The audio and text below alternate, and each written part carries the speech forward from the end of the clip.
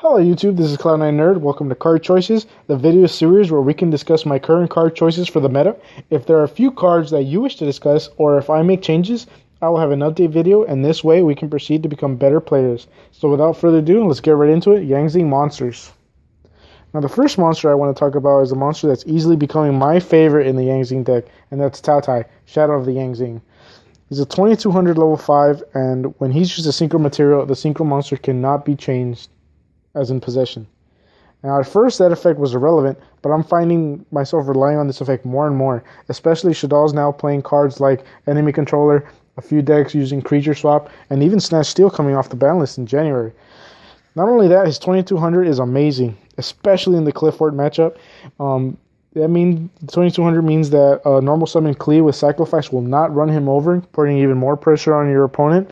And combined with Zing Brutality, he's 4400, and that's enough to run over towers, and that is huge.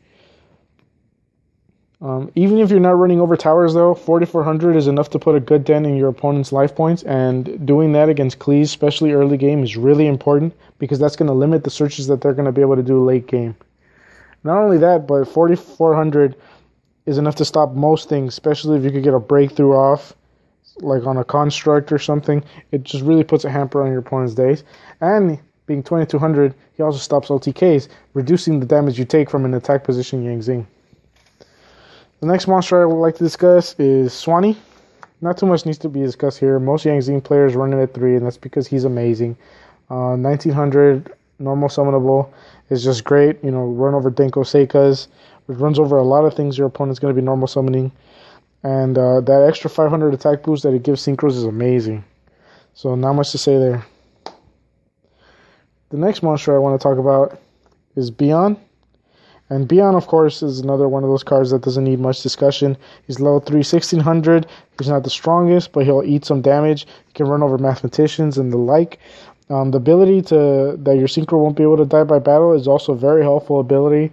A Yazi that can't be targeted and can't be destroyed by battle a lot of times is enough to finish off an opponent. The next monster I want to discuss is Bixie, the water one. And I've seen a lot of players cut this card down to 2, but I can't see myself doing that. Traps are just really huge this game, especially against Burning Abyss. And a lot of times when I use Jaito's effect, 9 times out of 10, I will go to this card, regardless of which deck I'm playing, because having blanket immunity to traps is just amazing.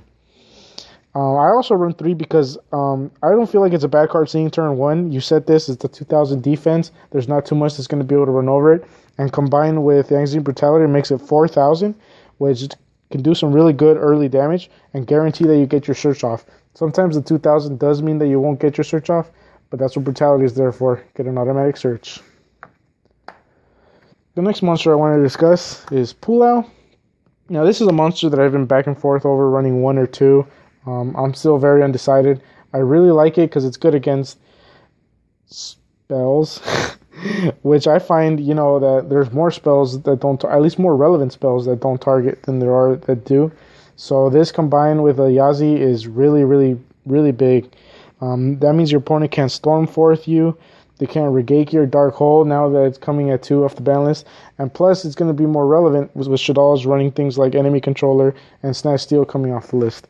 But for now, I am running it at 1. I am testing sighting the other one. Maybe it'll come back into the main deck. But with new additions like Jaito and Tai, I just need room. And this is at 1 for now. Now I want to go get right into the Zing tuners. First one I want to talk about is Chiwen. With Jaito coming out, I see a lot of players cutting 1, but I feel like 3 is still great. I love having this open hand, like my first turn.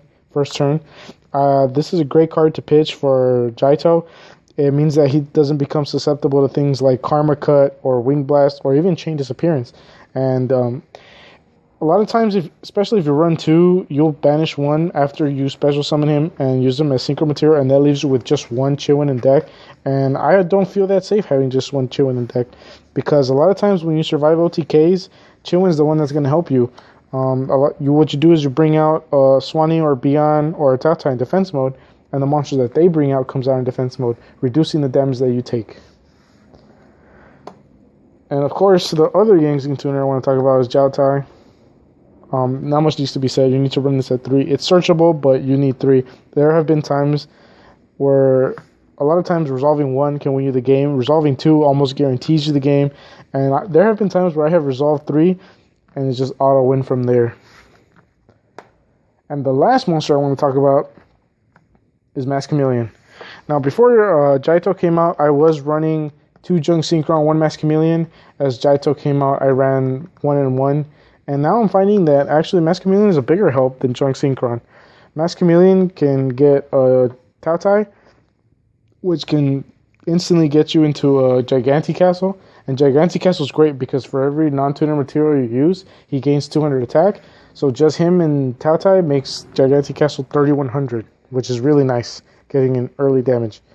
And plus, with Swanee, you can get into a Big C, spin a card off, or you can get into a 3500 Beals, or a 3200 Thought Ruler Archfiend. Thought Ruler Archfiend being one of my favorite synchros to get into this format. And then my favorite application for him is using him to get back a Beyond and making a Yazi that can't be targeted and can't be destroyed by battle.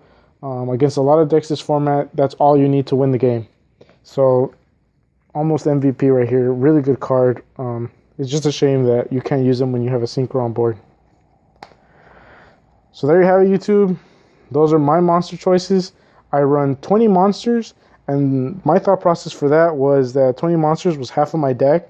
So, in theory, my opening hand, if I go second with 6 cards, I should have 3 monsters, which is hopefully a Jaito and 2 more monsters to pitch so I can make my Yangzing Path live. So there you have it. That's my discussion on my current Yangzing monsters. Go ahead and leave a comment if there's any cards you feel I should talk about, or if I have any updates, I'll go ahead and post another video. And look out for the next video. I'm going to be doing it on the spells. So thanks for watching, YouTube. Have a good day.